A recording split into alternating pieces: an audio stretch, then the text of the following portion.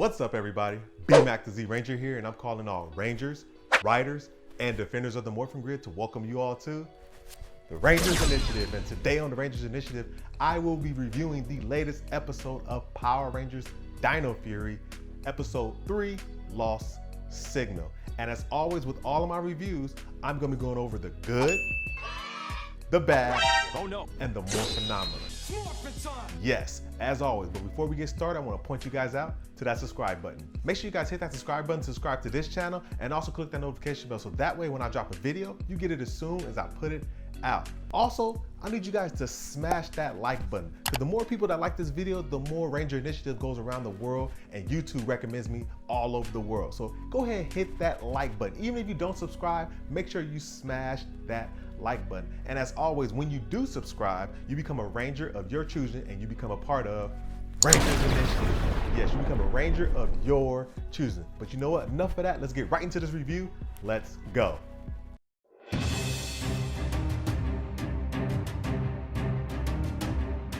And first up, we started off with the good. It feels good. Yeah. And the first good thing I'm going to discuss with episode 3 that I enjoyed, that I'm really starting to enjoy, that I didn't enjoy before, is the song. Yes, the opening for Power Rangers Dino Fury. I don't know why, I'm really starting to love it. The whole Dino Fury. I can't sing, so forgive me of that, but I'm loving the whole Go Power Rangers Dino Fury. I don't know why, I'm really enjoying it now. It's starting to really hit for me. I don't know about you guys, but it's really starting to hit for me. And another good thing about this episode was I love that the Rangers don't have to do the whole full morph sequence to actually morph. And the reason why I said that, because we saw that Ali and Amelia, they did the whole morph sequence, but when Zato morphed into the Red Ranger, he just said, link to the morphing grid, and he just morphed. I love that, because I know, the whole sequence of morphing, it just takes too long sometimes, depending on the situation. Now, granted, I do love the whole morphing sequence, don't get me wrong, but I like the fact that it's just easy to go link to the morphing grid and just morph. They did it last episode, but I forgot to mention it. Another good thing about this episode, we got to see a little bit more of Zato's backstory. And I know we saw a little bit of it in the first episode, but I'm glad we got to see just a little bit more of Zato and where he comes from, and his mother actually gave him that ruby that he wears around his chest. So I thought that was pretty cool to see that. I want a little bit more of Zato because I want to know more about him, because I know they focus a lot on, well, actually, they don't really focus on any characters really, as far as these last 3 episodes, just focusing on finding the Sporix and everything like that. So yeah, that was pretty cool for me. So let's just go home. Let's go on and start with the bad. I don't know what I'm talking about, but let's start with the bad.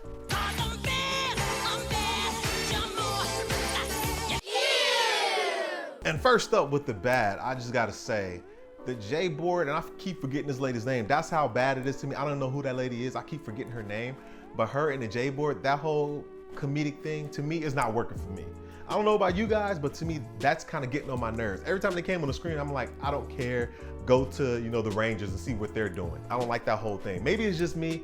Y'all tell me if y'all like it or not, but maybe it's just me. And I could be wrong, but I just don't like that. Also, another thing I didn't like about this episode was the whole psychic thing. You have questions. I have the answers. Call me now for your free reading.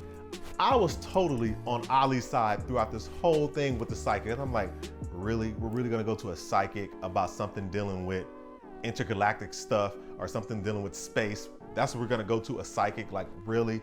And it's crazy to me that Amelia was like, well, it's not crazy because that's her character. She likes the whole supernatural idea thing. So I guess psychic kind of falls into that. Like I said, I just didn't like it. What do you want me to do? Call me now for your free reading. And I would say the last thing I probably didn't like, I don't want to say I didn't like it, but I'm not sure of it. I don't know if it's good or bad. The Ranger hotline, I'm still confused on how that works. So anybody can call this hotline that reaches to their, underground command center, and Solon just picks it up and everything and just, hey, okay, we got this. So they're going to transfer it to Zato, whatever message whoever calls in. But I'm like, wouldn't the government know where that signal's coming from and pinpoint where the Power Rangers command center is? And if the government can do that, wouldn't the bad guys be able to do that? Or maybe I'm just thinking way too much about this. Am I thinking way too much about this?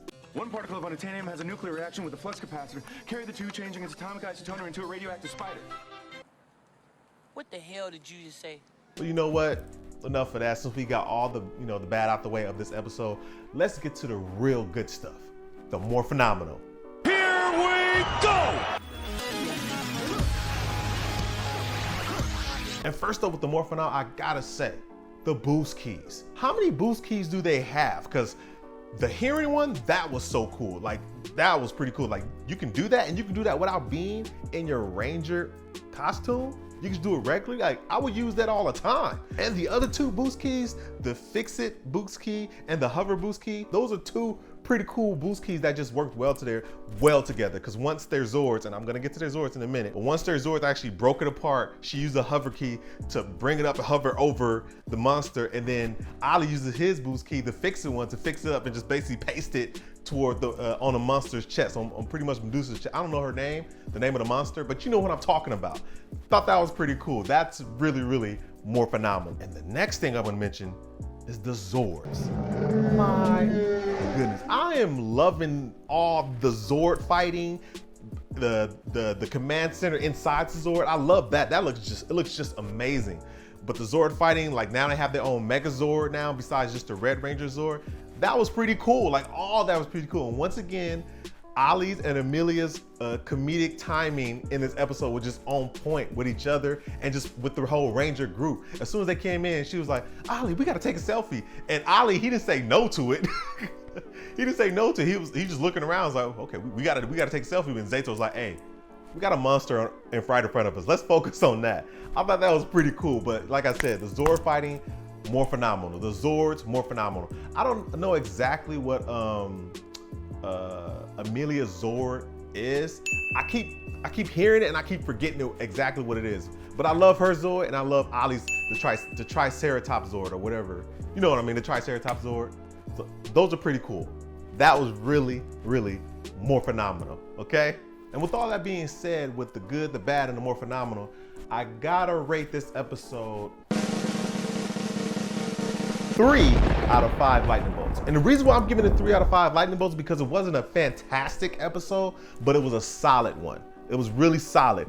The action, the comedy, except with the J-Board and the other lady, get them out of the comedy, the action and the drama of it, because you know it's really big stakes if they lose. And especially also too, they won the battle and actually got the sporks that they beat, so the Void Knight doesn't have that, so they won that. So that's why I give it a solid 3 lightning bolts out of 5. Okay.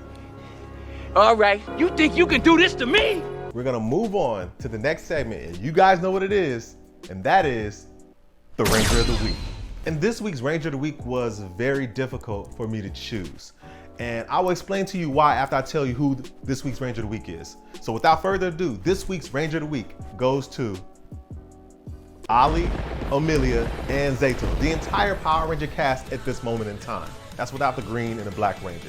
All 3 of them are all Rangers of the Week right now. And the reason why is because all of them did something to contribute to defeating the monster or even in the episode. It was a group effort. So this week's Ranger of the Week is a group effort Ranger of the Week. All 3 of them were Ranger of the Week. So that concludes this week's episode review of Power Rangers Dino Fury episode 3. And I really hope you guys enjoyed this video. I got more videos coming, and just know it's coming. I know this video was late, but more videos are coming because, you know, I'm just getting more things together and I'm loving the Power Rangers Dino Fury. And there's so many things happening right now in the Power Ranger world, and I will get to that later on in these other videos. So if you guys enjoyed this video, feel free to like, share, and that button right there. Go ahead and subscribe and click that notification bell. Also, you see these videos right over there. Go and click those videos for more Power Ranger content I'm putting out every single week. All right? And remember, greater is he that is in me. I'm out. Peace. The Ranger Initiative has already begun. The Green Ranger's coming, and she's female. Woo!